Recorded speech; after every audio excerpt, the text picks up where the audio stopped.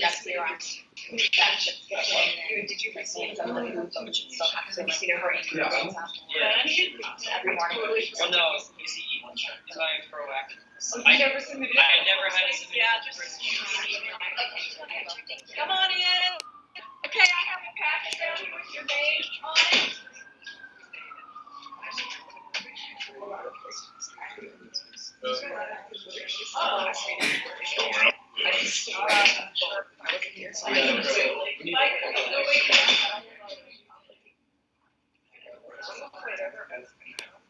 Yeah, I mean, like Okay, well, it is 5:30, why don't we go ahead and get started? I'm going to have, how about, guys, you three come over here and sit together, we're gonna do some group work. And I'll break it up in a minute. Okay, I'm going to we're gonna make an introduction. Let's see, how about, maybe all of you, why don't you even all move over here? I think that might work out better, so that it will be a cozy group.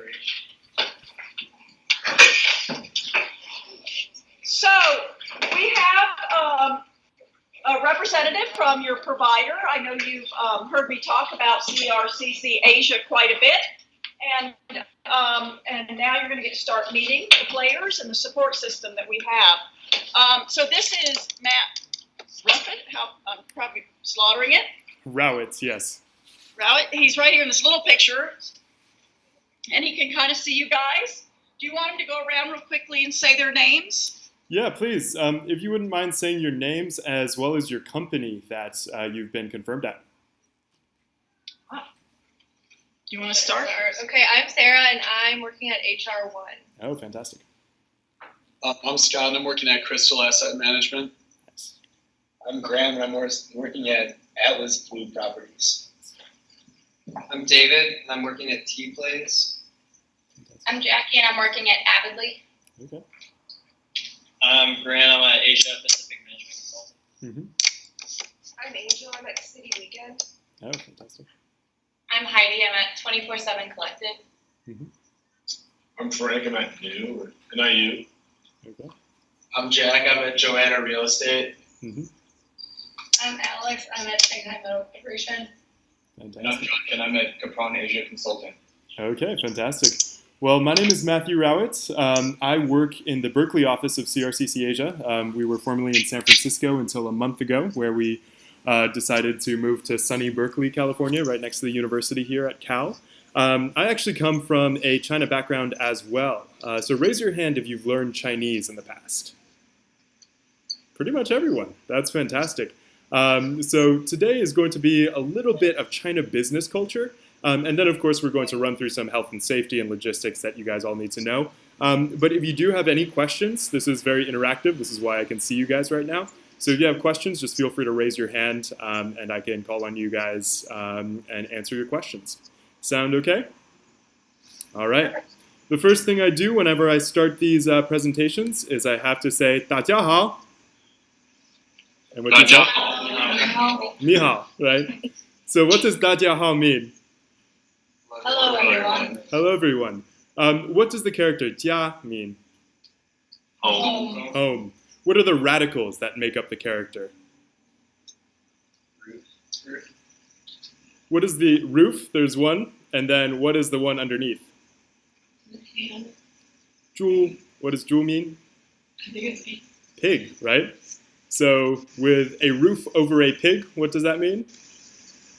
Home, right?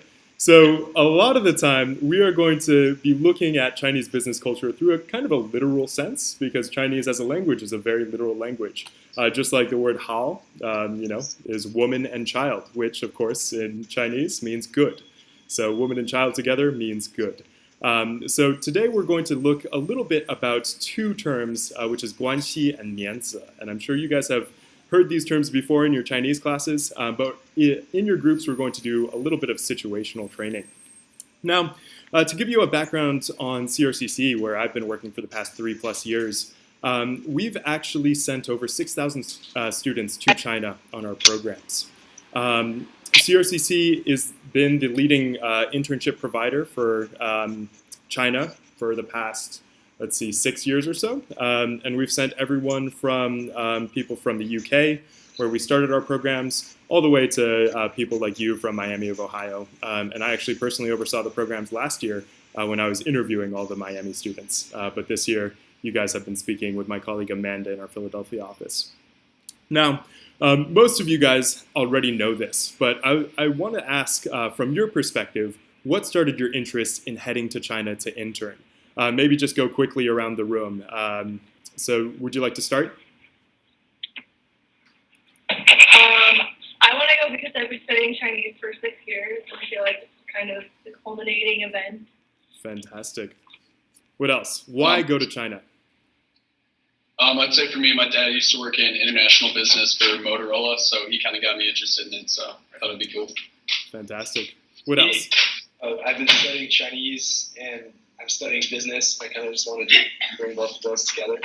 Definitely. Yeah, my dad also worked abroad in China for Motorola. That's pretty cool. And then, yeah, so that kind of got me started a long time ago, and then I've been learning Chinese for a while, so definitely want to put it to practice. Great. I want to learn more about how to live and work in the Chinese culture and how to more effectively build business relationships. Fantastic. It seemed pretty cool. Okay. That's a great reason. What are some other reasons, more general reasons, why it makes sense for young students and young professionals from America to go over to China? Step out of your comfort zone. Step out of your comfort zone? Great. What else? And to learn a new language and adopt a new culture. Fantastic. Start networking. Start networking. Great. Any other reasons? Why China specifically, I guess? You could do that, in India or in Southeast Asia. Why China? It's massive. Business is booming. Business is booming. It's massive. Second largest economy. So right now, we could just run through a whole litany of ideas of why China. But we were really founded as a program because we saw a lot of Chinese students at American universities and at English universities who fundamentally do understand how to do business in the West. But there are very few Americans that really understand how to conduct business in China.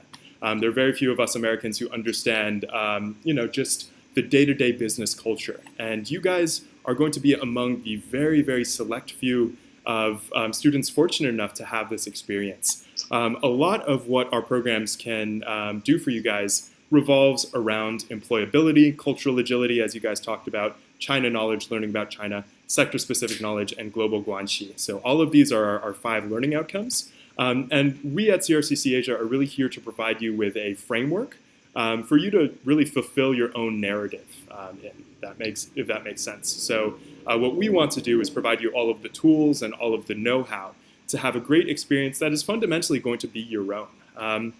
And I think a lot of us now have seen the value of international internships. You guys are all going on the program, so you definitely had that interest in going international. But back when I was going to school, I graduated in, 2012, internships were still building, right?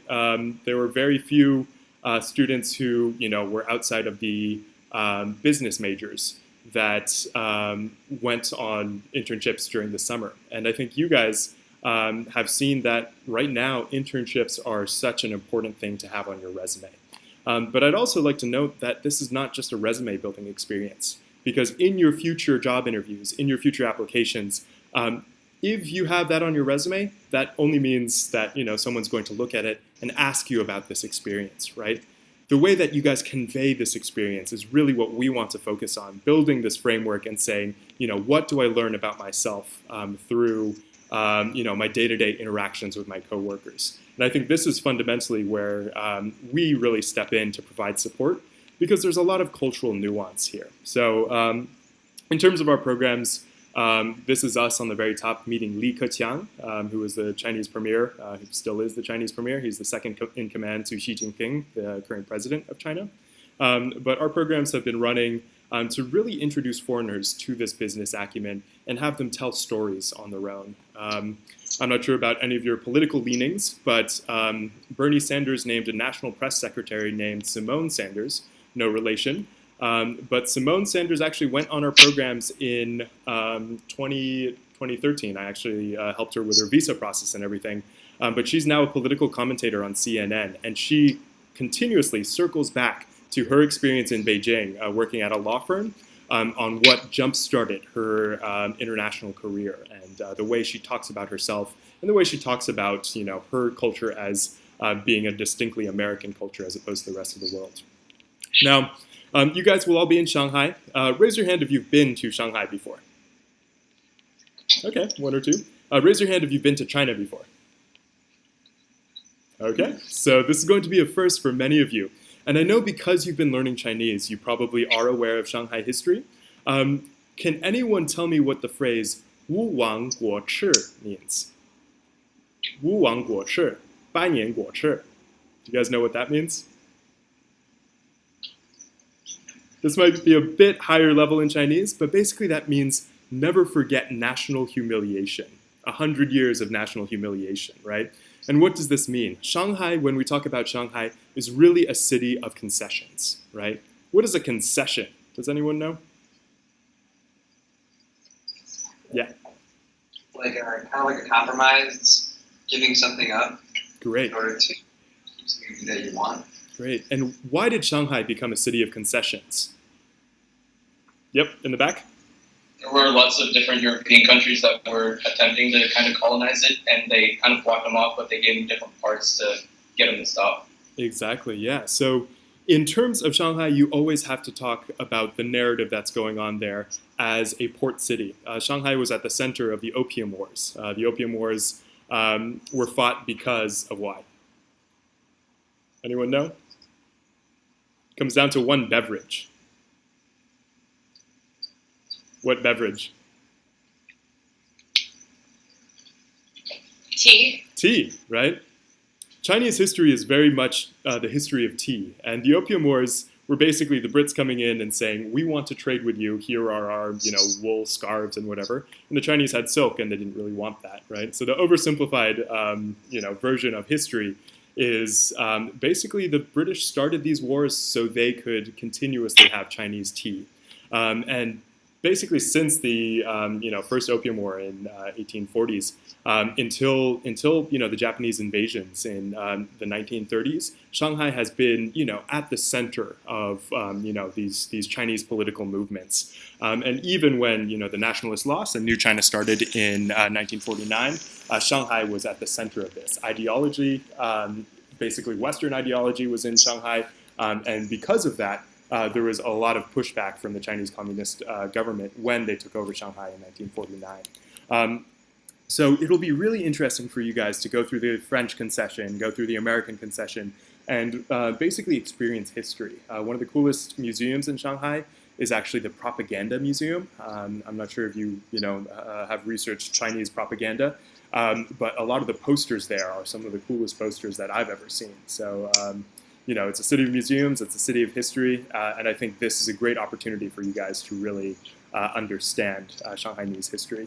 Wu Wang Guo Chi is, of course, never forget that national humiliation. And after 1989, basically that became the central precept for the Chinese government, instilling in its people the idea that China is right now taking its rightful place as the Middle Kingdom after 100 years of basically stagnation due to foreign powers and foreign influence. Now, call them out if you know this. Who is in the top left-hand corner? Anyone? It doesn't matter if the cat is black or red, as long as he catches mice, is the quote that he's famous for. This is a guy named Deng Xiaoping. Deng Xiaoping is the modern architect of Chinese economy, right? Basically, back after the period of Mao, Deng Xiaoping took over, and he was the premier leader of the People's Republic of China. And he is why Shanghai today looks like Shanghai does. He is the main reason that China started opening up to the West. So when Nixon started opening up China, Deng Xiaoping was there. Who was the guy in the center? Mao. Mao Zedong. Great. He is on basically all currency. Does anyone know the trivia? He's on all currency except which? He is not on the 20 renminbi bill, and he is not on the Wu Mao Tian, which is the basically the 50 cents. Who is it instead? It's the Chinese ethnic minorities, right? So they have a picture of ethnic minorities, which is an interesting power play for the Chinese government to put their ethnic minorities on the 50 cent bill. Who is on the right? Xi Jinping. Great. Everyone knows him. He's the current president of China. Who is on the bottom there to the left? Jackie Chan. Jackie Chan. I always include him because he's the only one everyone knows. And then to the right there again. Anyone? We just went over his name. Premier of China. One of the 7 Politburo Standing Committee members. Li Keqiang. He's the premier. So basically, China right now, Xi Jinping does everything that a president does in America. Li Keqiang does everything that the Secretary of State does. So he's in charge of foreign affairs and all of that as a premier. Now, who knows what guanxi means? What does this term mean, guanxi? What's the translation in English? Anyone? Respect. Respect? Close. Guanxi is really the term for interpersonal relationships and connections, right? And these can be professional connections as well as private connections, but it is at the very core of Chinese society. So for example, if I stepped on your foot, in a crowded subway, what would I say in Chinese? 对不起. 对不起, meaning what?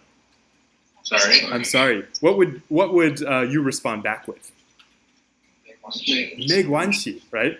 What does that literally translate to? That literally means that we do not have a personal connection, or we don't have a personal relationship, so it doesn't matter in my worldview, right?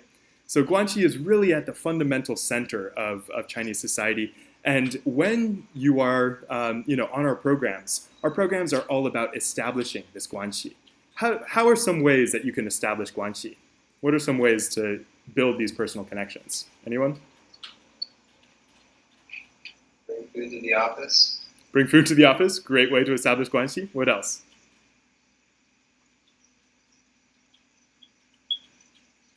Treating people to dinner, inviting them out to lunch, getting to know about their hometowns, right? All of these are special ways that you can engage in with your coworkers to really fundamentally try and establish these interpersonal connections. Now, there are 2 words here, guanxi, and what's the second one there? Does anyone know what these 2 characters stand for? 面子. What does 面子 mean? Face, right? 面子 just translates to face. What does face mean in this context? To give someone face means, oh, you guys are so good at Chinese, right? That would be giving you face. How do you take away face?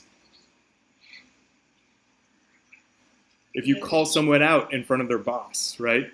If you call someone out in the workplace, that is taking away face and causing someone else to lose face. So these are the 2 fundamental concepts that we really try and stress in these pre-departure seminars when it comes to establishing these interpersonal connections in China. Because I guarantee the business world in China is very different from the American business world. And before we jump into these cultural primers here, we first do have to define what the word culture means. So what does the word culture mean to you guys? Anyone? What is culture? It's the way we go about our day. Great. Shared values. Yeah, shared values between people. Great. Beliefs like when you dress, the food you eat, the way you do things. Fantastic. And honestly, what culture do you guys all share? You have a Miami of Ohio culture, right? Which is distinct from a Kenyan of Ohio culture, right? Which is also distinct from another university. But you guys all share some similar cultural values and norms, right? being an American citizen means that you have a certain cultural perspective that a lot of people in China are not going to share. And many of you are going to have foreign supervisors in your workplace. However, the majority of your coworkers are going to be Chinese nationals, meaning that when we come in with all of our cultural biases, we have to be aware that our culture is basically not their culture. It's kind of like the fishbowl metaphor. So right now, you are in Miami's fishbowl. As soon as we take you out of the fishbowl, we put you in another fishbowl with different water, you realize that every single norm and value that you thought was, comfortable for you is really different, right? You don't really understand culture until you can compare yourself to something else, right? So when we're swimming around in our, American culture, our very task-oriented culture, our American football culture, which is all about, forward progress, we come into the workplace thinking, oh, what I'm going to do with this is my supervisor is going to give me all of these tasks and I'm going to do them and they're going to be very impressed. Does that really work in the Chinese cultural context? No. So could I have one of you guys just read this first cultural primer situation, and then we're going to break up into groups and discuss them. So let's see. Let's have the three of you in front. You guys will be group one. And then let's have the rest of you guys break up into, let's see, how many do we have? 19? Let's have 4 groups. Does that make sense? Yeah, they're not all here, but we could do 3, 3, 4, and 4. Would that work? Fantastic, yeah. So you guys in the front, group 1, group 2, group 3, group 4. So let's have someone read this first and foremost. Anyone? Matt's supervisor has been acting distant to him for the first week of his internship. When Matt approaches his supervisor to ask him for more work, his supervisor promises to assign him more projects. However, the next week the supervisor doesn't follow up. What cultural differences are at play here? What are some possible reasons for this interaction? What are some solutions to this? Fantastic. All right, group 1, group 2, group 3, group 4. Take 30 seconds to discuss, and then we'll regroup. I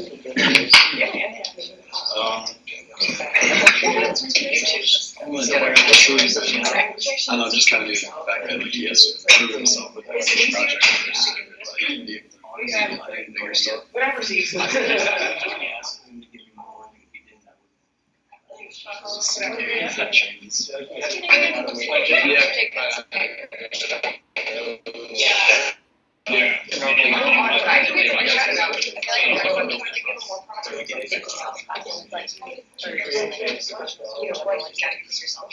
it's definitely just hurt yourself first, and then maybe.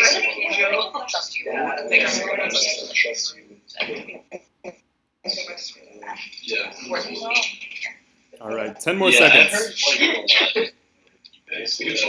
Real quick, I'm just gonna tell you, we're missing 1, 2, 3, 4, 5. I knew one woman wasn't gonna come, Taylor. She has a class that conflicts, and I told her, don't skip class. Yeah, that's The fine. others I expected to be here, so I'll be following up with them. Sounds good. And I sent you the PowerPoint, Kim, so if you just want to forward that to them Okay. and ask if they have any questions, I think that's fine. And they can Yeah. always email Megan or myself directly if they have questions.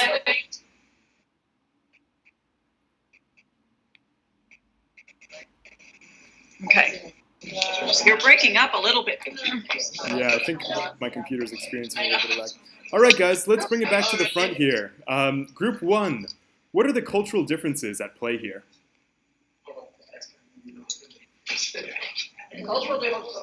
We weren't really sure cultural wise, but kind of just starting off as like he would need to prove himself on all your projects first to have a supervisor have the confidence that he can handle larger projects. Great. Just Yeah. again, So this is under the assumption that your supervisor is going to be a Chinese national, right? And culturally, can you establish guanxi extremely quickly?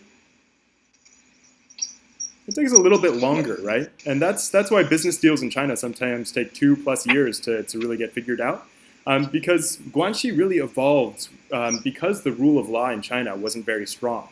And guanxi was a way to vet, your business partners prior to actually doing business with them, right? And what's a way to establish guanxi? Drinking, right? Because that really breaks down the barriers. So Chinese business culture does involve some drinking, But we'll talk a little bit about how to avoid situations that you'll just get totally drunk in. Group 2, what are some possible reasons for this interaction? I think it just comes from you're going to be the new person and they're not going to trust you entirely yet. So kind of like what they were going off of, you need to prove yourself on those smaller projects first to really build up the guanxi and everything like that. So then they trust you with the smaller jobs and then you can earn your larger projects. Fantastic. And then group 3, what are some solutions just adding to the starting on smaller projects? I mean, kind of just what Jackie talked about is you have to slowly build that relationship, but over time it'll pay off and you'll be able to get more meaningful tasks. Yeah, And definitely. maybe form relationships with your coworkers at your same level. Exactly. So to establish a relationship with your coworker, how do you do that? Go to lunch with them, ask them what they're working on and if you could help at all. Exactly. So it's up to you to really, in that first week, establish this guanxi. And to establish guanxi is to establish a personal relationship as well as a professional relationship.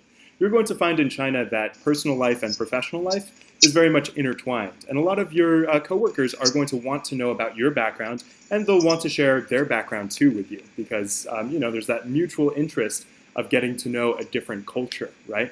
So in this cultural primer, we really wanted to illustrate that, it's not easy to establish this personal connection or contact with your supervisor that first day.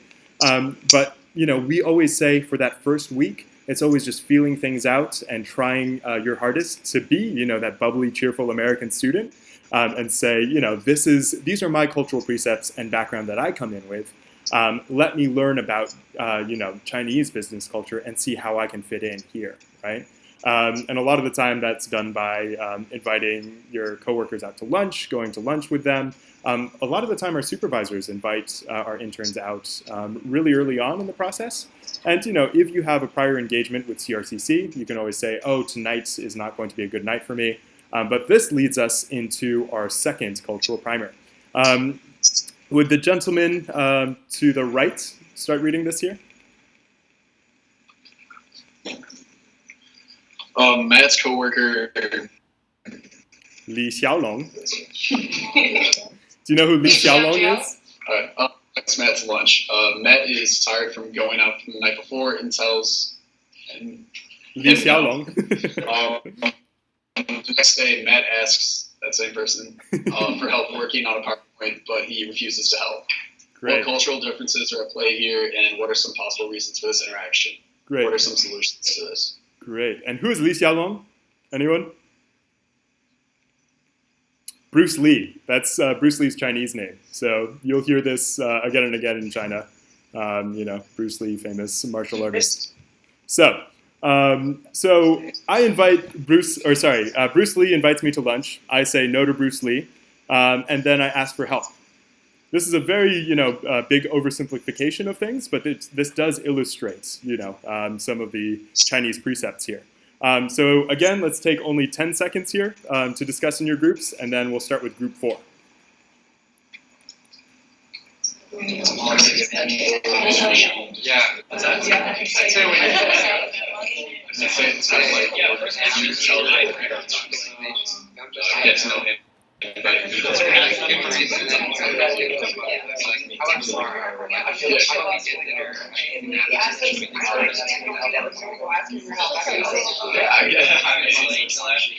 solution is keep asking.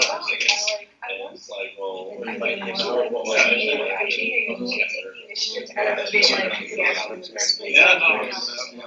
Yeah, so it's happening outside of like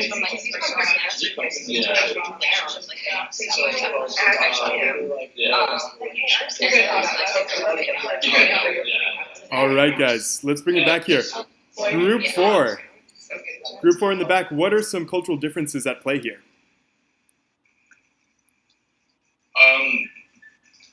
Basically, you kind of insulted him by not going to lunch with him. What you have to make it up somehow before, give you another chance. Yeah. What is the main thing we don't want to do? disrespect. Yeah, disrespect to someone's face, right? This is all about giving and losing face. How do you give someone face? Build them up.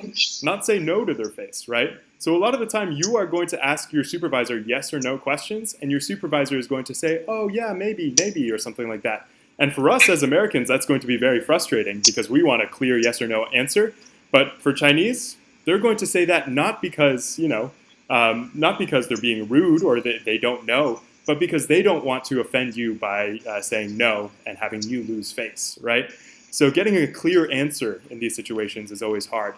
What are some possible reasons for this interaction? Group 3?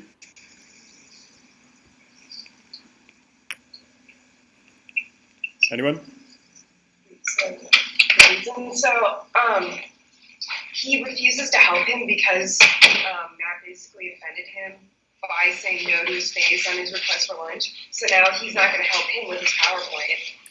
Very, this situation is very oversimplified, but this will happen. I guarantee you, there are going to be moments where you are going to unintentionally insult someone by not necessarily saying no to someone's face. But the question is, how do we, how do we get around these problems? What are some possible solutions? So group 2. Possible solutions could be asking him to go out to lunch a different time. Really just any kind of interaction that shows that you respect him and that you care about that person, whatever it is. Maybe it's taking interest in something they have on their desk, or discussing some story they told you earlier with genuine interest. Fantastic, yeah. So honestly, it's all about just not saying and rejecting someone to their face, right? Because that makes them lose face, especially if it's in front of coworkers or colleagues or whatever, right? So we have to come in with our American cultural biases and say, you know what, although I can have lunch with whoever I want and I don't have to have lunch with everyone, we also have to understand that in certain situations it is going to reflect poorly on us as individuals, right? Last but not least, let's do this one. All right. And then the gentleman in the first group at the very far right, would you mind reading this out loud? Matt is doing a great job at work. His coworkers are very grateful for one of his coworkers approaches Matt, telling him what a great job he's doing. Before the coworker ends the conversation, he mentions that he has a niece, nephew, that wants to learn English. The coworker asks what Matt is doing over the weekend. Matt doesn't want to help because he wants to use this time to explore Shanghai and potentially travel to Hangzhou, but doesn't know how to tell his supervisor no. What can Matt do? What are some possible reasons for this interaction? What are some solutions to this? Great. And then this one might take a little bit longer.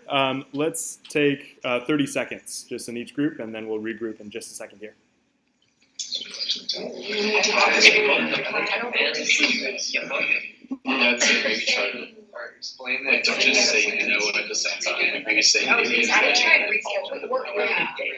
saying like maybe not this weekend, but we'll find something. You kind of have to teach English, but you have to. Since they don't know. You have to do it, but yeah, I guess you just Since they just start I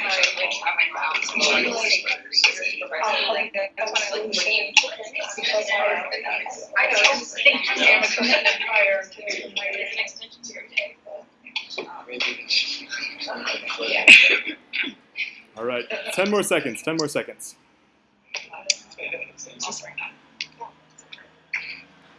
And each of them is like, I don't What's gonna happen? much time, this maybe like an hour or so, but it's like, well, giving us some valuable information. Right. All It'll right. kind of be learn to speak and actually get something like that, I guess. All right. Group 1. What can Matt do in this situation? Suggest another time to help because he already has plans, so he can explain his issue. And What if Matt doesn't want to teach English while he's there because his time there is not very long?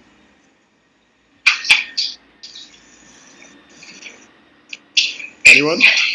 All right, we'll circle back to that. All right, group 2, what are some possible reasons for this interaction?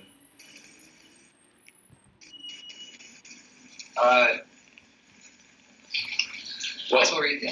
Okay, so I think that if Matt's boss would ask for him to do this, it'd mean that Matt's boss does respect Matt and find him to be a useful and competent employee of his. So I think that's one reason why he asked. Because he's able to help with this situation, he can help him with this. Fantastic. Yeah, honestly, this situation is going to happen. This situation is going to happen to all of you guys. Why? It all comes down to guanxi, right? Your boss has guanxi with you because of the relationship he has with you. You know, he's your supervisor or she's your supervisor, right?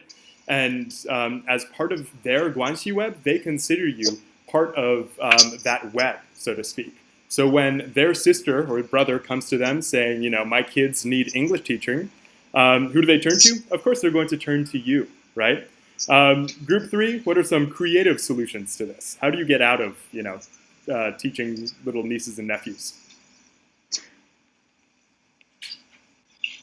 We suggested, we didn't really find a good way to get out of it, but we suggested rescheduling, finding another time, maybe just doing it over dinner, a little less. The best way to do that is actually create a little white lie that's not so much of a white lie, but say, oh no, I'm sorry, my program with CRCC Asia doesn't allow me to teach English on the side, right? Just saying, oh, my visa doesn't support this type of activity is the best way you can get out of it. Puts the blame on us, and then we can deal with that backlash if necessary, and you guys, you know, get away scot-free without having to teach, right? Because it is illegal, actually, for you guys to make money in China on, you know, the visas that you guys are going to be getting. Does that make sense? So just blame us. That white lie is going to save you from doing, you know, a lot of these different gigs. If you want to do it just for fun, you know, that's fine. If you get paid under the table, just don't tell us. Don't tell, you know, the PSB. Don't tell anyone, really, because you might be, you know, investigated. But at the end of the day, just blame us. Say, you know, CRCC doesn't allow it. My university doesn't allow it. I'm here to learn about Chinese business culture. Does that all make sense? All right, fantastic. But you also quickly follow with, so tell me more about your children. How old are they? Parents love to talk about their children, and so you're not just totally cutting them off.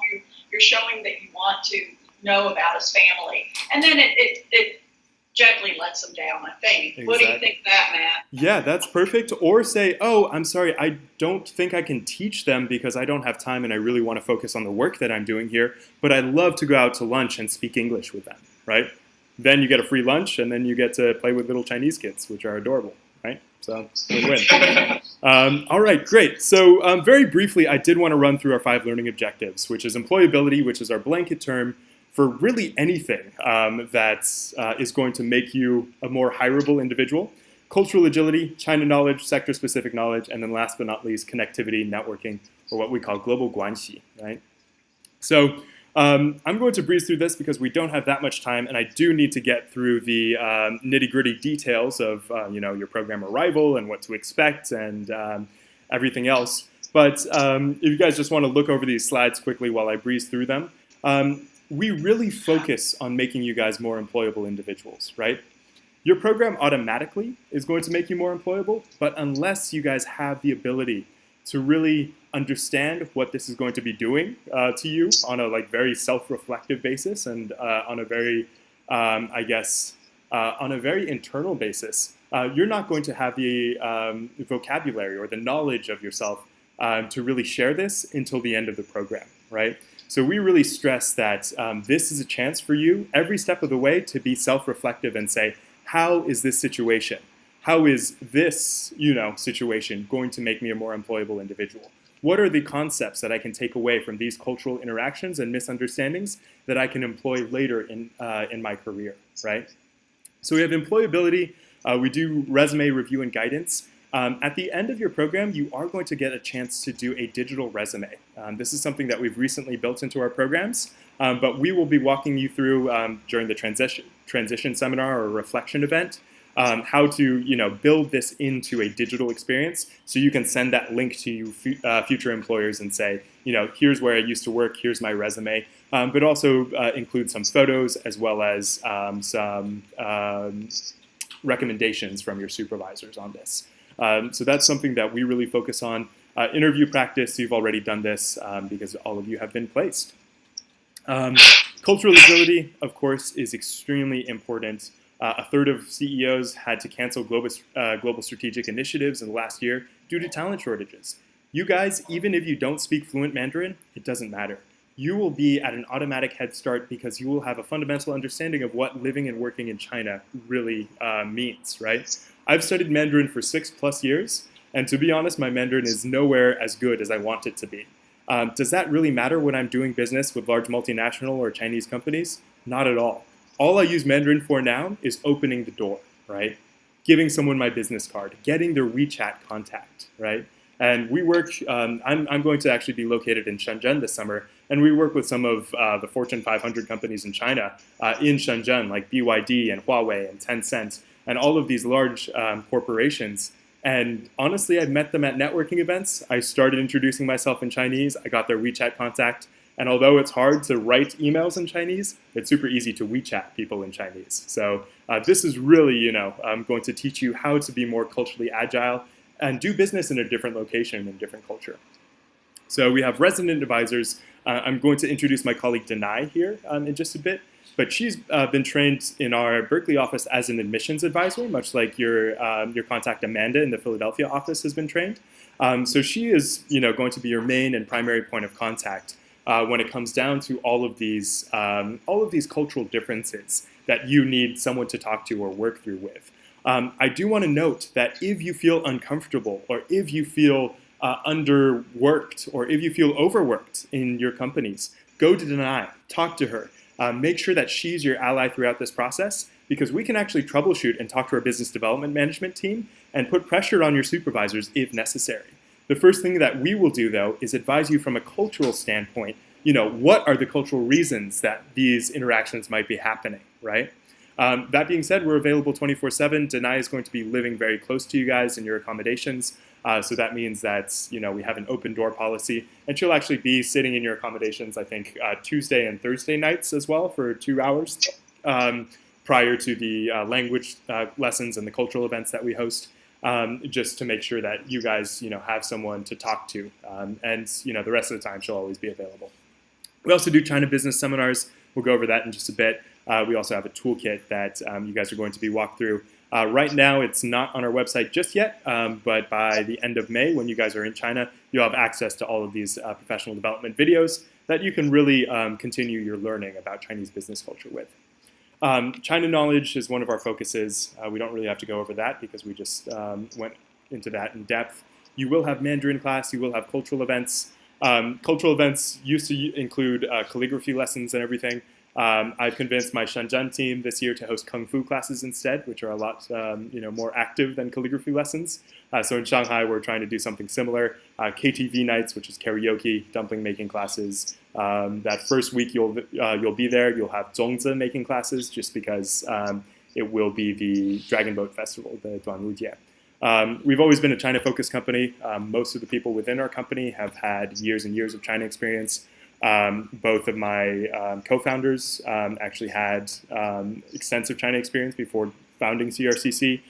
So everyone you meet on the ground in China, is going to understand Chinese business connections and how to really understand fundamentally what the differences are. Sector-specific knowledge for you guys who are financiers, for those of you guys who are marketing majors, you're really going to understand fundamentally what makes China different from the West, right? So make sure that when you're in your workplace, keep comparing it to the industry that you're familiar with here. Keep comparing it to your major classes and saying, what are the differences that I've seen? What is the pace like in China, right? Sector-specific knowledge, we have project-based work. We do guarantee project-based work, meaning if you don't have a clear project that's set from you from the beginning, right, when on that first day of work, feel free to come to us and we can push back with our business development teams on your host companies and your supervisors to make sure that you have something that's, when you come away from this experience, you can put on your resume and say, hey, I was responsible for this. I was responsible for, this financial report. I was responsible for this market research, et cetera, right? Our advisors are trained to understand, your perspectives. So if you do have questions right now, Amanda's a good person to talk to. If you want to talk to our business development team as well in Shanghai, there are ways for you to get in touch with them. If you just reach out to Amanda and say, hey, I think I need to talk to Joel about this placement because I'm unsure, what's expected of me, and then we can coordinate a further talk between you and your host company. Business networking events, we also do give you business cards to hand out to everyone. Last but not least, global guanxi. The thing that you guys are going to be using the most to cultivate guanxi is going to be WeChat. So WeChat, I know some of you guys have downloaded it, but in a bit I'll talk about downloading WeChat here instead of in China, because if you download in China, you lose all of your contacts when you come back to the US, right? So business cards, WeChat training, and then we do have over 6,000 alumni doing crazy things. A lot of them work for the State Department. We have political commentators on CNN, as I was talking about earlier. We have people all throughout the world who have done our programs and have emerged stronger, more professional individuals, right? Sectors and roles, don't really need to go over this. You guys are already placed. Airport pickup. When do you have to arrive in the airports in Shanghai? What are the hours? 9 a.m. and 9 p.m. on the 25th. Fantastic. On the 25th, 9 a.m. to 9 p.m., we will be there with a CRCC Asia sign. And basically, we'll be coordinating huge busloads of you guys going back to your accommodations, right? And then on that first day, we do actually require you guys to bring at least 1,000 renminbi in cash. If you don't have that written down, write it somewhere. That 1,000 renminbi is actually going to be your security deposit. You will get this back when you go back, when you check out of your hotel. But this just means that you are going to be responsible for not destroying your hotel room, which I think is a good thing. So bring 1,000 renminbi in cash. You can do that at the airports. You can exchange currency there. What I recommend is actually talking to your local bank branch and talking about ATM fees in China. I bank with a company called Charles Schwab, and they waive international ATM fees as well as international transaction fees. And you can start a checking account with them for $1 if you wanted to do that. But that means that you can withdraw money from any ATM in China for free, which is pretty cool. Accommodation, you guys this year are going to be living on the Pudong side of things. So if you ever see the city skyline of Shanghai, that famous picture that's actually in that little signature down there, right above Beijing with the Pearl River Tower there, you will be living on that side. You'll be living on Pudong Avenue. So right in the center of Pudong. Pudong is a more industrialized area, I would like to note. And that means that, you will be surrounded by businessmen. It will be, kind of a sprawl of accommodations. But you are guaranteed your own private bedroom. You will be sharing a bathroom with 2 or 3 other CRCC Asia interns. However, this year, most of you guys will be in 2-person accommodations. You'll have a kitchen. It's furnished. Towels and sheets are changed weekly. You'll have a washing machine in there. I would like to note there are no dryers. So you should plan on hanging your clothes because China just doesn't have dryers. And it's also going to be hot in Shanghai. So orientation, that's going to be the Friday after you arrive. We have a big banquet. We do like you to be dressed up, but this year we're actually requiring you guys to dress in a little bit more casual clothes, just because we built in a scavenger hunt for all of you. And running around Shanghai in a suit in the summer is not advisable because you will be sweating bullets. So just prepare for that little scavenger hunt. Company drop-off, that's next Wednesday. So that's Saturday after you get to China. So Thursday you arrive, Friday we have orientation. That Saturday, Kim has actually arranged a full tour of the city for you guys with our partners at the Dragon Trip. So you guys are going to do a full tour that day. It is going to be a long day, so prepare to sleep well that Friday night. Don't be going out too much, just because you're still going to be jet lagged, and that entire day is meant to be a tour. That Sunday, you guys are going to have off. That's your own personal time. And then that Monday and Tuesday is actually a national holiday. It is Duanwujie, or the Dragon Boat Festival.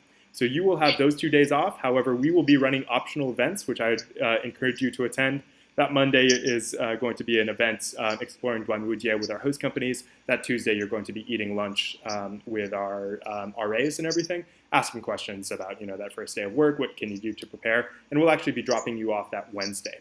So it's kind of nice this year. You have a couple more days to settle in, just because of the Chinese lunar calendar falling on these days. Mandarin class. These are not required. However, we strongly encourage all of you guys to attend them. Because all of you have taken Mandarin, you will be in the intermediate class. These are going to be very basic survival Chinese classes. If you haven't taken Mandarin, you can request to be in the beginning class. But at the end of the day, this is going to be a way to really learn how to say, I want to go here, I want to explore this area. They'll teach you how to travel around China, and we'll cover that in a bit. China Business Seminars, we also host on a monthly basis. So you'll have two China Business Seminars. Last year, I actually moderated this event in Beijing, but we had Mark Dreyer, who reported for CCTV News, Fox Sports, Sky Sports, talking about the sports industry. Alex Taggart is actually the representative of Adele in China. So he represents Adele to Tencent and Huawei and all of these large multinational companies. And then every month, we actually change the subject to give you guys, an idea about marketing in China, or about e-commerce in China, or about the financial world in Shanghai, etc. So these are really essential events that you guys can dress up and go to, and then hand out business cards, because this is a place where all of our host company partners are going to be attending, right? So if your, host company is in the finance world, but you're interested in meeting more financiers, this is going to be a good place for you to establish those WeChat connections. Community outreach. Every year we partner with the Migrant Laborers Children's Foundation in Shanghai. This is actually a picture that I took last year in Shenzhen when I was running the program with the chapter down there. But it's a fun way for you guys to really see what's going on in the less affluent parts of China. Because these are children of migrant laborers who don't have the same access to healthcare that people from Shanghai traditionally do. So this is on the weekend. This is going to be on a Saturday, and we'll let you know well in advance when that's going to be. All right, nitty-gritty details. Life behind the Great Firewall. Who knows what a VPN is? What is a VPN? Virtual private network. Great. And what does that do? Gives you access to Western internet.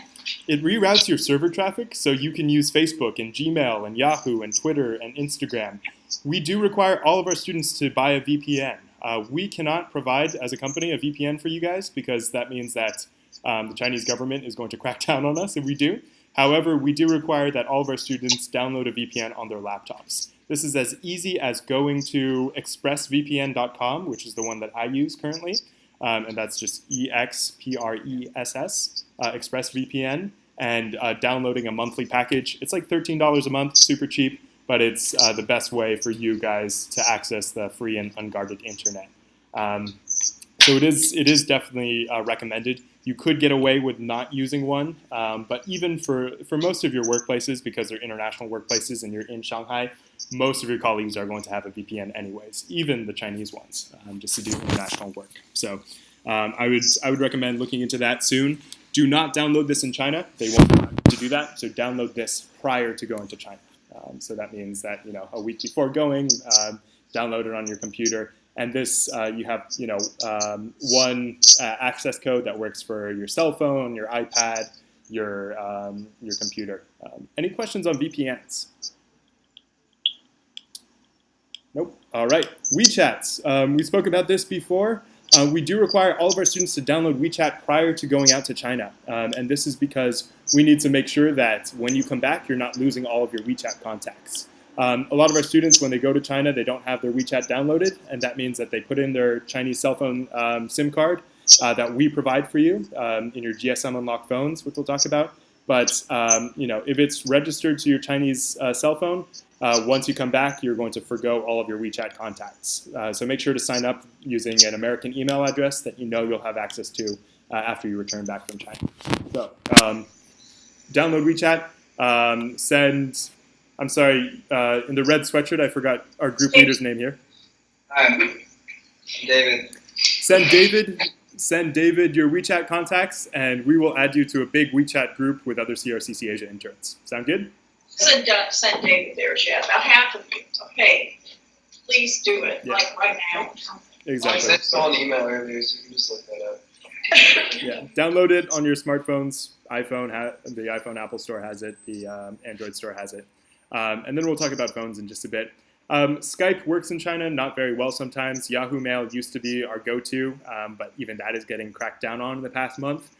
So if you're interested in contacting your parents, the fail-safe way is to get them to download WeChat as well, so they can contact you, via voice message or Skype or basically WeChat call. So, and it's also fun because your parents will be learning from you about an entire Chinese application that a lot of people around the world use. The majority of I think the majority of the world's population actually uses WeChat more than any other application, which is crazy.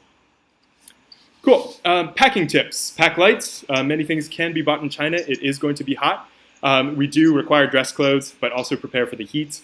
For females, blouses and slacks. For males, we do recommend bringing a suit. However, you're going to forgo the suit coat most of the time and just wear a collared shirt. A lot of your Chinese colleagues are going to look like me right now and wear the short sleeve cut-off collared shirts just because it's so bloody hot. So make sure that you're going to have enough clothes to get you through the week that can be sweaty because your commute is going to be a bit sweaty on the Shanghai subways if you're not ready for the heat. Travel adapters, you can buy them here, you can buy them in China, it doesn't really matter. Just make sure that you're aware that, all of the, actually all of the plugs in the CITIC Metropolis are the American version, but it's always good to have a spare travel adapter just in case. Apartments come with towels and linens, you don't have to bring them, but I would like to note that, you're going to only have them changed on a weekly basis. So if you want to wash your towels or linens yourself, you have to do that on your own. Plan on hang drying your clothes. And then last but not least, bring a GSM unlocked cell phone. If you do not know what a GSM unlocked cell phone is, talk to your parents because I assume most of you guys are still on your parents' cell phone plans. And have them contact your local provider, so your Verizons or your AT&Ts or whatever local provider that you use, and say, hey, is my cell phone unlocked, right? We have a way to slip in the Chinese SIM cards into your smartphones. However, this year we do need to make clear that if you don't have an unlocked phone, it might be harder to buy one directly in Shanghai. But then again, you can always buy one for a Xiaomi or a Huawei, which are Chinese smartphones, for around 80 to 120 US dollars. And actually, I never use my iPhone when I'm in China. I always use my Xiaomi.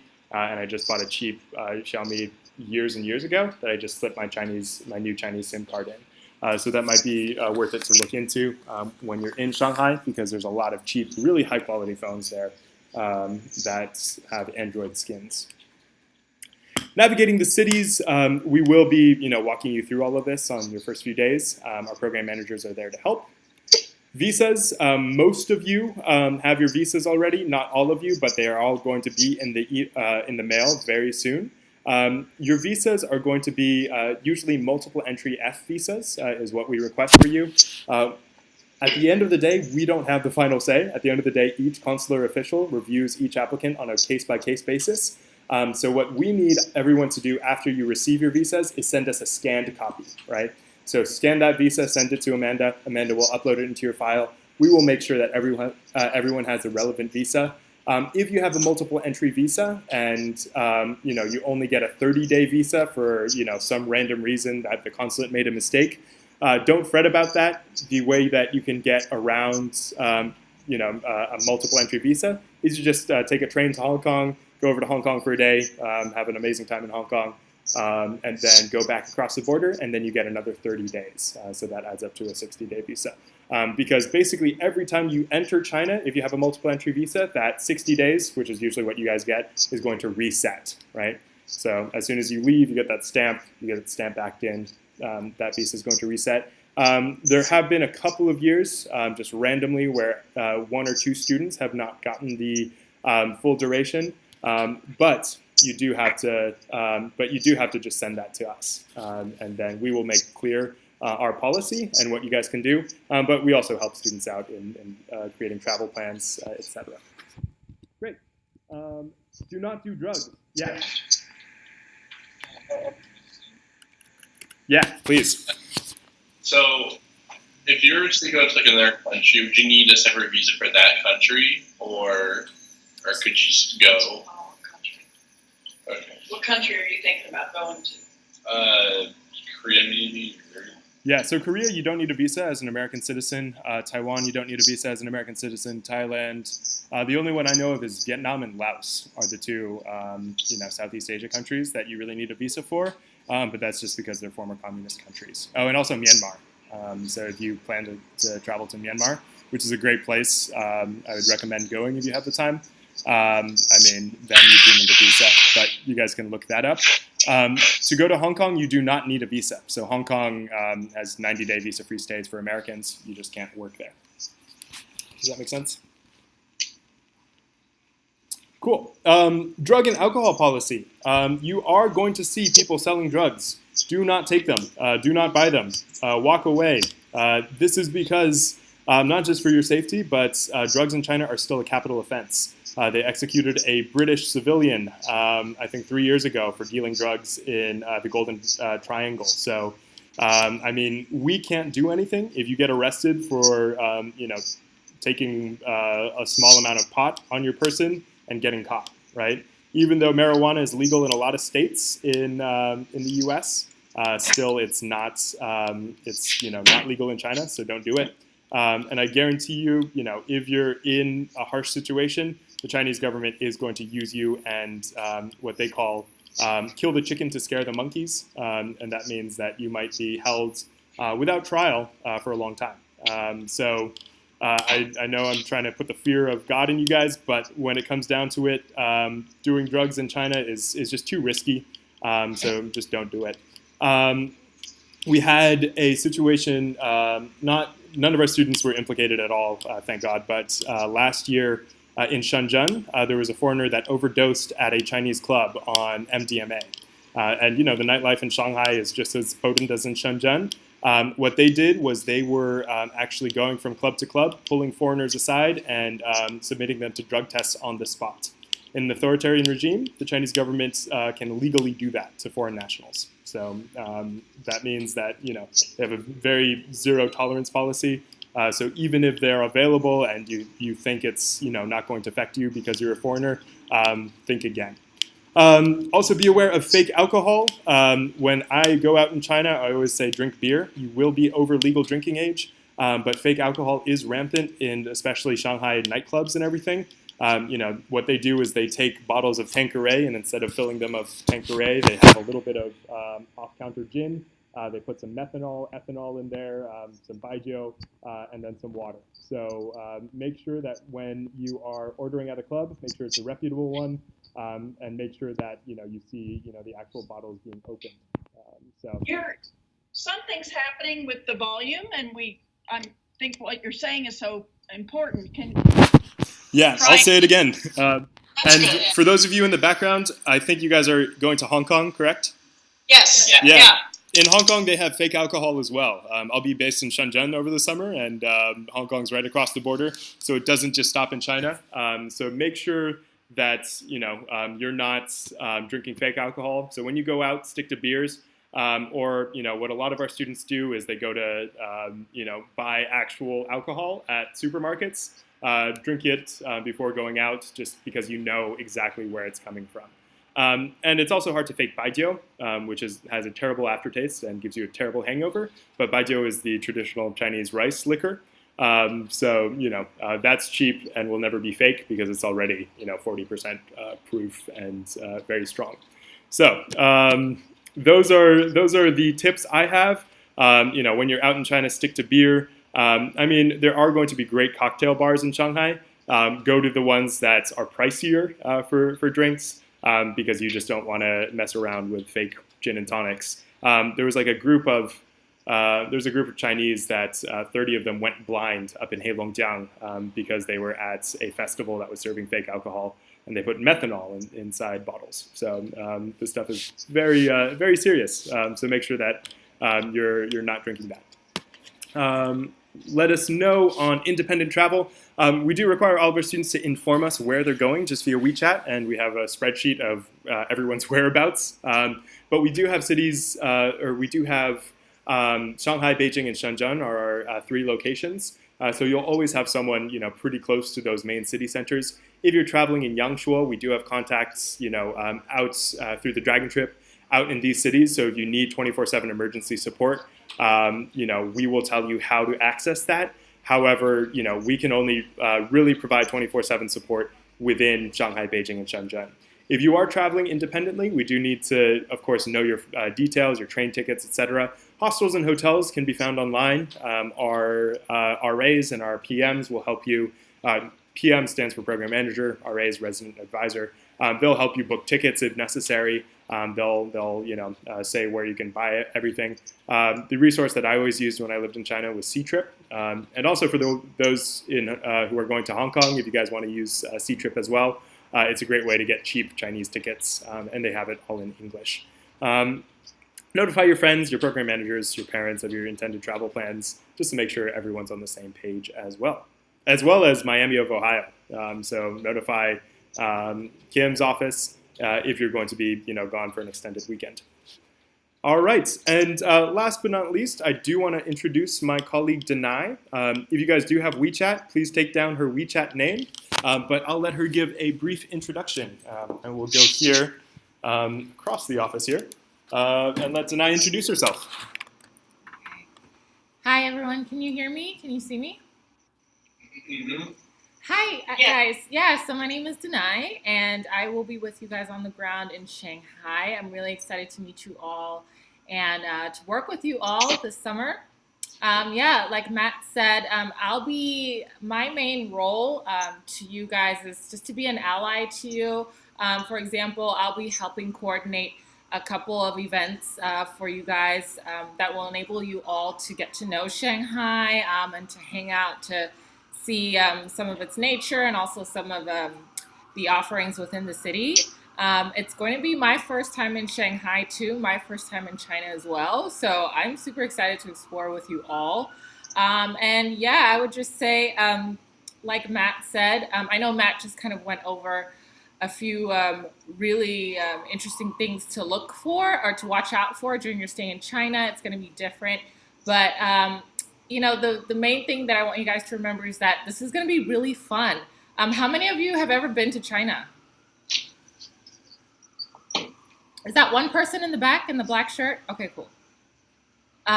Great, so one person. So this is going to be relatively new for everybody. This is going to be fun.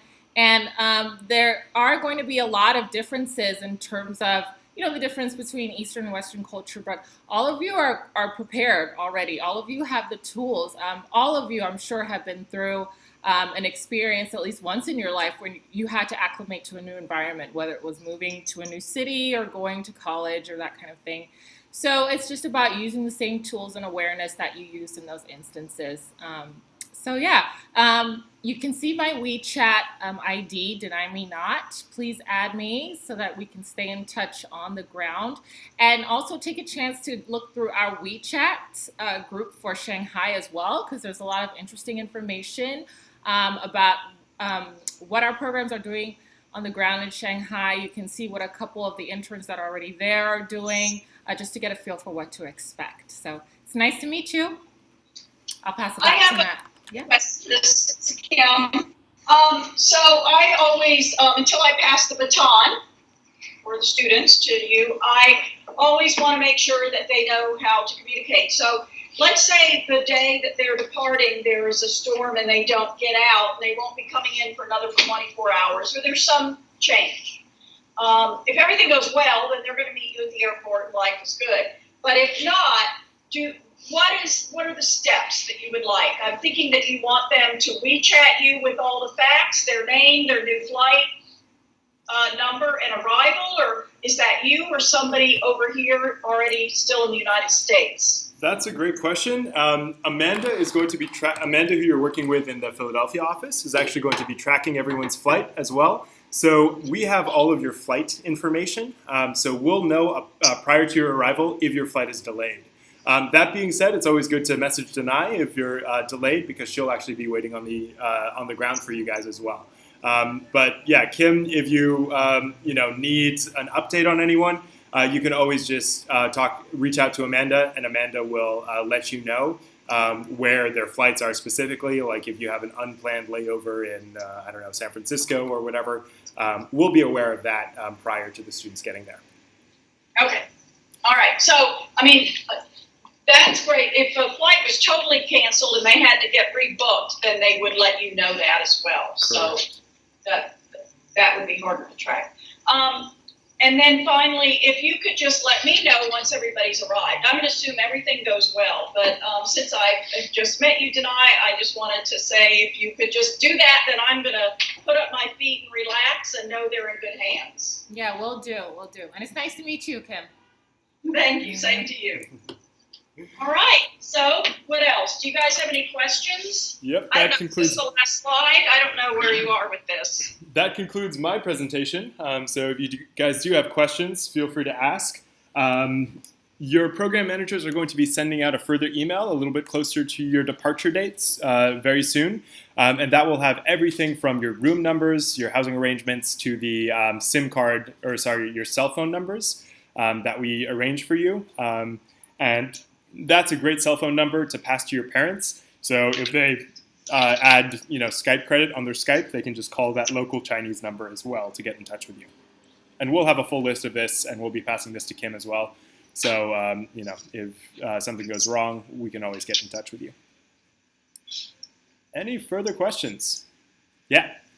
What are the things you would recommend we all bring with us to China? 3 things that I recommend you bring to China. Great question. I always say, even though Shanghai has some of the best food safety in all of China, food poisoning sometimes does happen. So I always recommend Pepto-Bismol is actually the best way to cure any stomach ailments. So you can get that at any local pharmacy over the counter here. They don't have the equivalent in China, and it's really hard to read the Chinese pharmacy labels. So I would bring a box of Pepto-Bismol. I would also bring, a cell phone, a backup cell phone. If you have one of those Nokia bricks or whatever, those, really old phones, bring that just in case, for the first couple of days you don't have a active working smartphone, because sometimes, your provider might take a little bit longer to unlock it, and even though you thought it was unlocked, it might not be unlocked, and then you'd have to buy a new cell phone. So I'm sure your parents have some of those old Nokia phones lying around if you want to pack one of those. So I always bring like a burner phone. And then the last thing I would bring is just an adventurous attitude, is really what I say gives students the best experience. For that first few weeks, I always tell their students the more you say yes to things, the better experience you're going to have in the long run. I like that. Yes.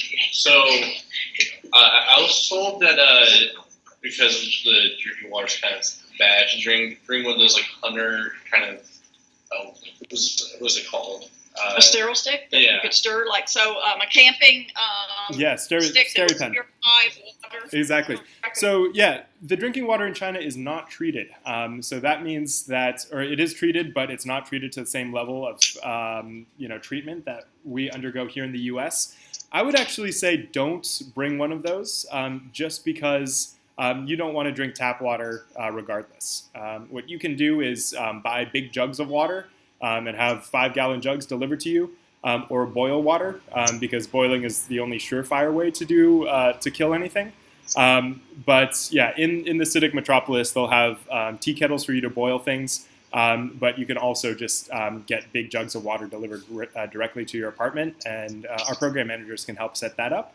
And this way, you'll just have water in one of these water coolers.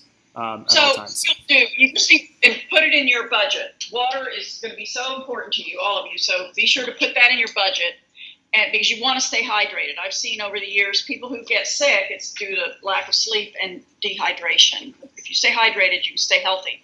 The other thing is, and I just lost it. Thanks. Oh, brush your teeth also. I mean, with the water you buy. I mean, everything. Don't drink the water. Yeah. I mean, I used to brush my teeth with tap water in China, all the way up until the point where I got a stomach illness because of that. So I just say nowadays, just use tap water, or sorry, just use distilled drinking water that you buy in a jug. Does that make sense? And if I forget and I put my toothbrush under the faucet, they probably are going to have a kettle in the apartment. Every hotel I've been in China has a tea kettle. So just heat that water, boil it for a few minutes. Don't just let it get to boiling point. Probably 3 minutes to purify it, and then I just pour that scalding water over my toothbrush. I also bring a lot of extra toothbrushes, but any other tips? That's it from my end. Healthy students. Yeah, exactly. Any other questions? Smog might be an issue some days. Just on those days, make sure that you're not, running and jogging outside on the Bund. But honestly, in the summer, Shanghai is actually very clear. The only thing you really have to worry about is the heat, because it does get pretty hot in the summer. It's never humid, though. All right.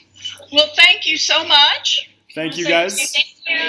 I might see you guys in Shanghai. I'll be in Shenzhen this summer, but I will be popping up to both Beijing and Shanghai regularly. So potentially see you guys on the ground in Shanghai. Okay. All right. Take care, guys. Safe travels over. Bye-bye. Bye-bye.